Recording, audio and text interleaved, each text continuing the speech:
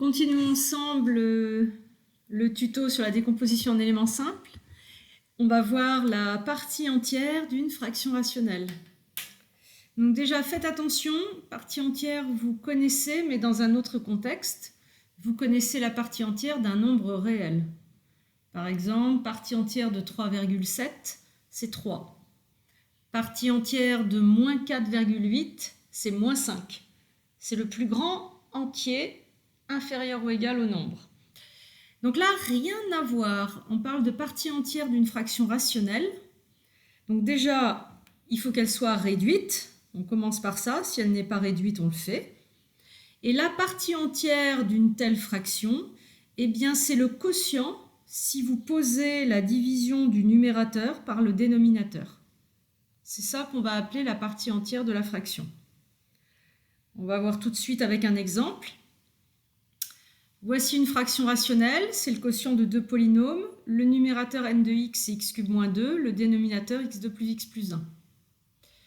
Visiblement, les racines du dénominateur, on les connaît bien. Ce polynôme, il faut commencer à le connaître, c'est j et j bar. Or, j cube vaut 1, et donc quand on teste j au numérateur, ça ne fait pas 0.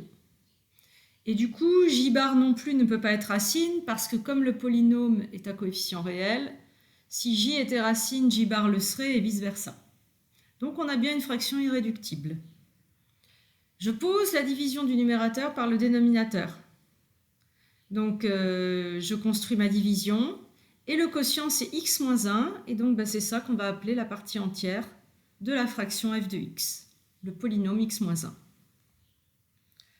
Première propriété, quasi évidente si on a compris la définition, c'est qu'une fraction rationnelle aura sa partie entière nulle si et seulement si le degré du numérateur est strictement plus petit que celui du dénominateur.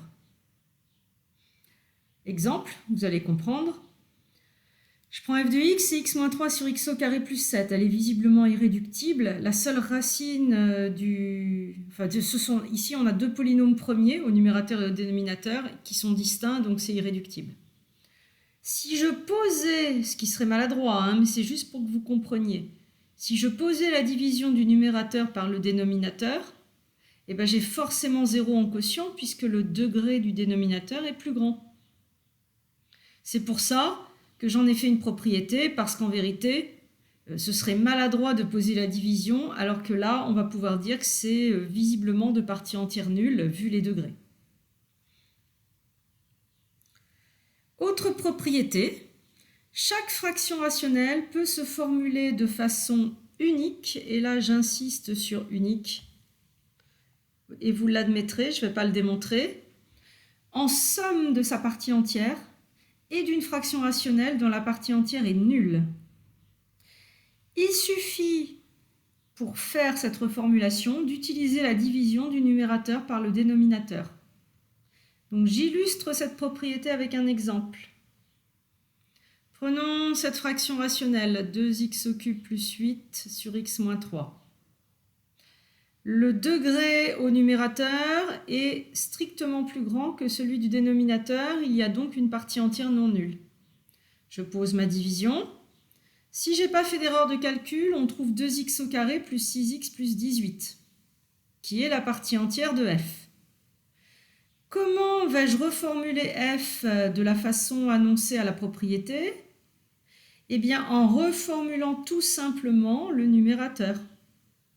Le numérateur, c'est le dividende de votre division. Et donc, ce dividende, il est égal au diviseur fois le quotient plus le reste. Quotient fois diviseur plus le reste qui est 62, un polynôme constant. Donc, je reformule mon numérateur et mon dénominateur reste x moins 3. Je coupe ma fraction en deux à cet endroit-là. J'obtiens une première fraction ici qui évidemment se réduit par x moins 3. Et donc, il me reste, en simplifiant, la partie entière, plus une deuxième fraction. Donc, si je simule, ici, j'ai une première fraction qui se réduit, qui donne ça. Et j'ai évidemment une deuxième fraction quand je reformule qui va donner ça.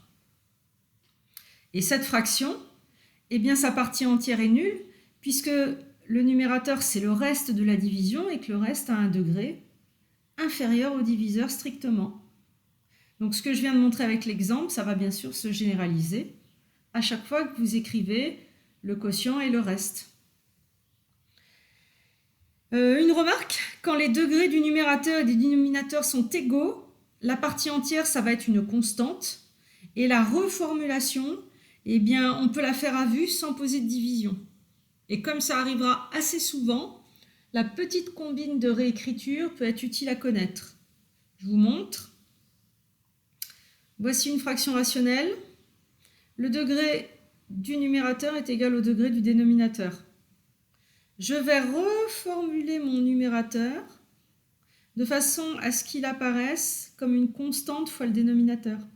En fait, là, j'ai du 2x2, donc je vais faire apparaître le double du dénominateur, parce que là, il y a le 2. Donc je fais apparaître le double du dénominateur, c'est-à-dire 2x2 plus 2x plus 8. Et évidemment, pour garder le égal, je compense. Il faut avoir moins 3x à la fin, donc je mets moins 5x. Il faut avoir plus 5 à la fin, et moi j'ai fait apparaître plus 8, donc je mets moins 3. Et ensuite, je coupe ma fraction ici, ce qui va se réduire en 2. Et je coupe ma fraction aussi là, enfin j'ai écrit la somme des deux qui donne ce morceau-là.